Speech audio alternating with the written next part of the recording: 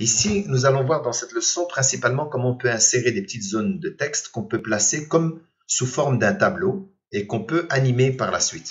Bien, pour cela, on va aller dans Insertion, insérer donc une zone de texte.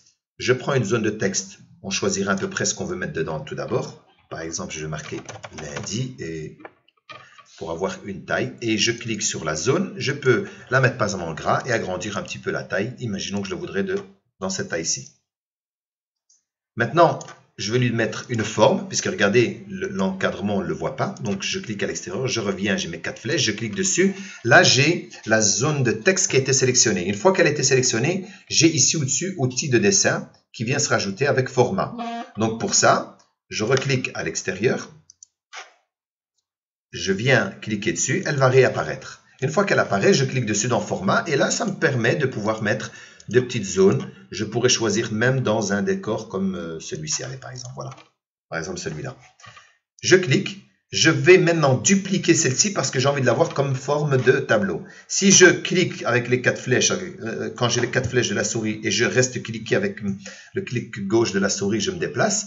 En fait, ça déplace la zone complètement. Moi, c'est pas ça que j'ai envie de faire, c'est de la dupliquer pour vite, en quelques clics, pouvoir avoir un semblant de tableau. J'appuie sur la touche CTRL qui est en bas à gauche du clavier, CTRL qui équivaut à CTRL, et juste au-dessus, il y a une flèche pointée vers le haut qu'on appelle Shift, mais pas la touche Shift Lock, hein. Bien sûr, la flèche pointée vers le haut qui s'appelle Shift, qui est juste au-dessus de la touche CTRL. Je reste cliqué dessus. Ça sert à quoi?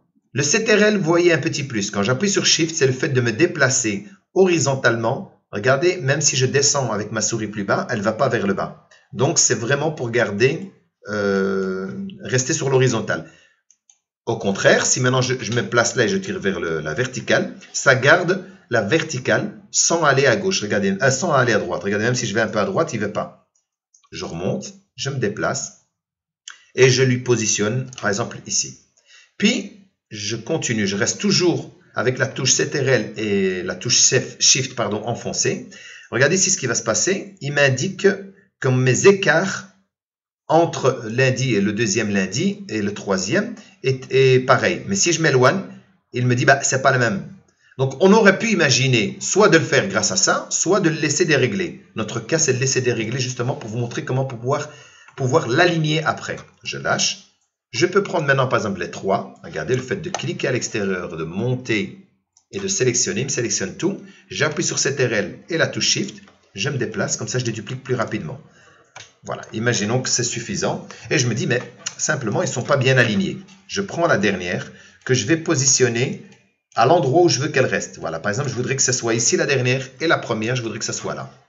Je vais maintenant sélectionner tout. Alors là, le fait de sélectionner tout, on a plusieurs possibilités. Soit je clique à l'extérieur de celle-ci, pas là. Regardez, parce que si je fais ceci, le premier lundi, il ne va pas le prendre. Il va me prendre que les autres. Donc je me mets à l'extérieur, je reste cliqué avec la souris, je monte et je tire vers la droite et là je sélectionne tout. Une fois que j'ai tout sélectionné, j'ai encore un outil de dessin, format, dans lequel j'ai ici qu'on appelle alignement. Donc celle-ci, quand je me place dessus sans cliquer, ça marque aligner les objets. Chez vous, peut-être que si votre écran est assez grand, vous allez peut-être déjà voir aligner ici. Donc là, je clique dessus et là, je vais les aligner, mais de quelle manière? De manière horizontale. Je clique dessus et vous avez remarqué qu'il a mis les proportions des écarts entre chacune d'entre elles qui est là. Une fois que j'ai fait ça, je vais maintenant profiter du fait qu'elles soient toutes sélectionnées pour les bloquer, c'est-à-dire les grouper ensemble pour n'en faire plus qu'un seul bloc. Je vais ici, juste en dessous d'aligner, et là j'ai groupé. Vous voyez, ça ne devient plus qu'un seul bloc. Si je clique dessus, j'ai plus qu'un bloc qui se déplace. Je fais CTRL plus la touche Z pour annuler, pour rétablir comme ça, enfin annuler ce que je viens de faire comme manipulation. Et là maintenant ce que je vais faire, je vais dupliquer celle-ci vers le bas. J'appuie sur la touche CTRL. Regardez, j'ai un petit plus. J'appuie sur la touche Shift et là, je me déplace vers le bas. Là aussi, je n'ai pas le besoin de regarder par rapport à l'écart qu'il y a entre la première ligne et la deuxième ligne. Je les tire simplement et après, je vais les aligner. Justement, le but de cette leçon, c'est de pouvoir créer des zones de texte et de pouvoir les aligner de manière rapide. Et là, c'est comme si j'avais déjà un tableau qui a été créé. Voilà, la toute dernière, par exemple, je m'assure qu'elle est à la bonne place. Je laisse un tout petit écart pour ne pas la coller à l'orange. Voilà, je laisse un tout petit peu d'écart. Et la première, je la monte un petit peu. Et maintenant, je vais sélectionner tout et les aligner. Alors, j'ai la possibilité de pouvoir faire comme tout à l'heure. Je clique et je me déplace. Je vais à l'extérieur de tout. Voilà. Mais j'ai une autre solution. Je clique à l'extérieur. C'est de cliquer sur la touche CTRL plus la touche A qui me permet de sélectionner le contenu complet de cette diapositive. Comme vous pouvez le constater, tout a été sélectionné. Je retourne dans Outils dessin, l'onglet Format, Outils dessin. Et là, j'ai aligné. Cette fois-ci, au lieu de le faire horizontalement, nous allons le faire verticalement. Et là, verticalement, il s'est aligné. Donc maintenant, j'ai bien mes écarts horizontalement qui sont bien faits. Et j'ai mes écarts verticalement ont bien été faits également.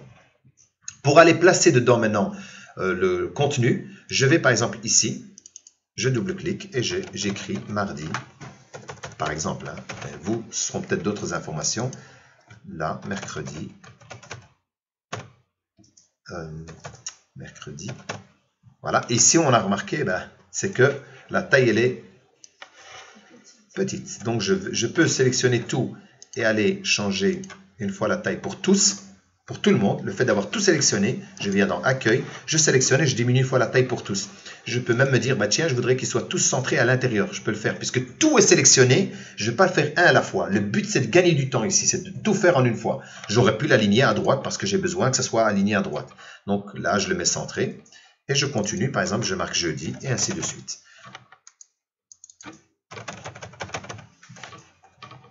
Voilà. Vous mettrez les infos que vous avez envie ou bien des zones de texte plus grandes. Mais là, vous voyez, en quelques clics, on peut avoir un semblant de tableau. Maintenant, ce que je vais faire, c'est pouvoir les animer tous, mais séparément. Vous vous rappelez, ici, je les ai groupés. Donc, maintenant, il faut les dissocier, qu'on appelle ça. Donc, je fais comme ceci pour tout sélectionner. Ou bien, j'appuie sur la touche CTRL et A, qui est plus rapide. Je reviens dans mon outil dessin, ce fameux outil de dessin qui nous permet de faire pas mal de choses. Tout à l'heure, j'avais groupé. Maintenant, je vais dissocier. Comme ça, tous les éléments sont isolés tout seuls. Je profite de l'occasion qu'ils soient tous sélectionnés pour pouvoir apporter une animation à tous en une fois. Donc, je vais dans l'onglet Animation. Et ici, je choisis type d'animation. On va par exemple imaginer de les faire rentrer brusquement. Voilà, comme ceci. Là, ils arrivent tous en même temps. J'ai partout le numéro 1, comme on a déjà montré dans les leçons précédentes. Mais moi, mon but, c'est qu'ils n'arrivent pas tous en une fois, mais qu'ils arrivent séparément, une à la fois, à chaque fois que je fais un clic. Comme je suis dans l'onglet Animation, je vais dans Animation, le volet Animation. Ils sont déjà tous sélectionnés. Si jamais, je montrerai tout à l'heure que vous avez cliqué à l'extérieur et que ça n'est pas sélectionné, on pourrait revenir dessus pour tous les sélectionner. Je viens dans Démarrer, donc volet d'animation, Démarrer, et je dis au clic. Au lieu qu'il y ait des 1 partout, il y aura 1, 2, 3, 4, jusqu'au dernier, je ferme le petit volet, jusqu'à 54. Maintenant, si je voulais lancer l'animation, eh bien, dans ce cas-ci, elles vont se lancer, mais il y aura une à la fois. Voilà, c'est chaque fois. Chaque fois que vous cliquez, il y a une information qui arrive au fur et à mesure.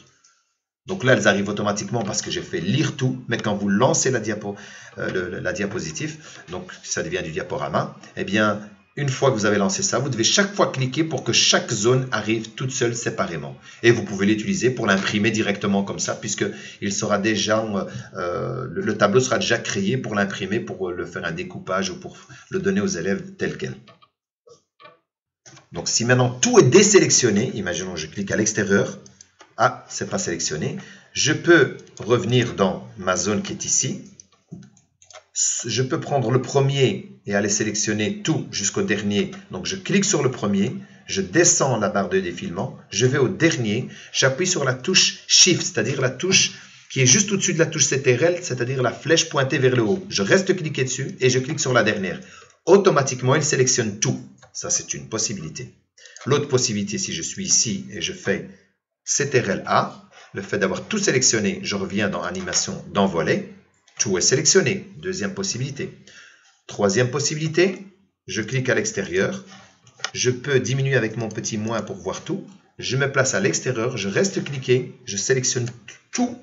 Comme ça, tout est sélectionné. Je reviens dans Volet Animation et je remarque que tout est sélectionné. Et donc là, vous pouvez vous pouvez choisir avec, après la précédente, au clic. Voilà, vous pouvez le choisir dans ces cas-là, de cette manière-là.